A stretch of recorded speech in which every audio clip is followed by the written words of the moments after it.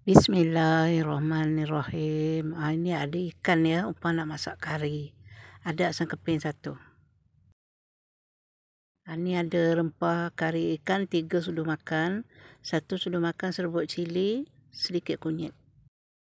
Halba campur ni 1 sudu makan je ya. 2 biji bawang besar diiris untuk tumis ya. Yang ni untuk kita kisar halus ya. Bawang besar 1 biji, bawang putih tu 5-6 biji lah. Halia setengah inci. Ada 2 biji tomato dipotong. Bendi tu agak-agak lah ya. Ada cili besar potong hijau. Daun kari ya. Kalau yang tak suka tu letak 1 sikit je.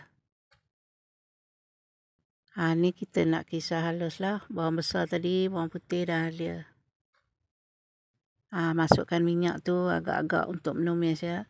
Masukkan halba campur tu dengan daun kari dan bawang besar tu ya. Ditumis hingga nampak kuning-kuning sikit ya. Assalamualaikum warahmatullahi wabarakatuh.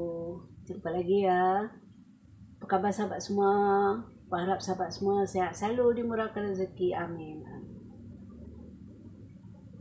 Hari ni Upah masak kari ikan ya. Jom kita tengok. Bawang tadi dengan daun kari tu dah nampak kuning-kuning sikit ya. Masukkan bahan yang dikisar halus tadi tu. Bawang besar, halia, bawang putih. Tumis bahan kisar tu hingga masaklah sedikit kering ya.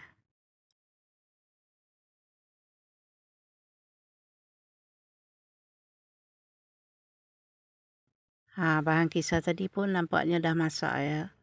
Masukkan serbuk cili, rempah kari ikan dengan sedikit kunyit. Masukkan air untuk masakkan ya rempah tu. Tunggu pecah minyak ya. Kena rajin mengacaunya ya. Sementara nak tunggu pecah minyak tu.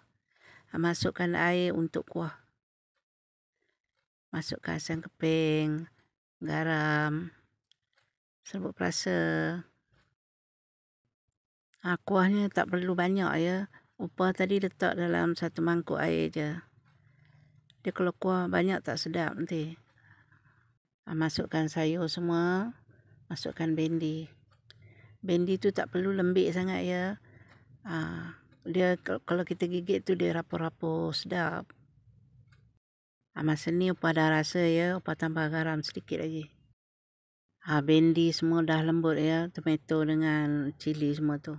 Masukkanlah ikan tu ya.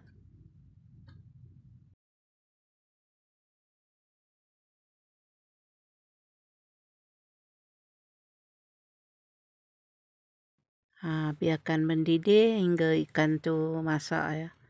Balikkan ikan tu.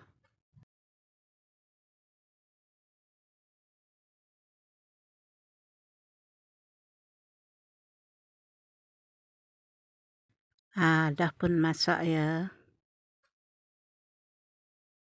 Selamat mencuba. Assalamualaikum warahmatullahi wabarakatuh. Jumpa lagi di lain video. Okay, bye. Kari ikan ni dimakan dengan roti canai pun sedap.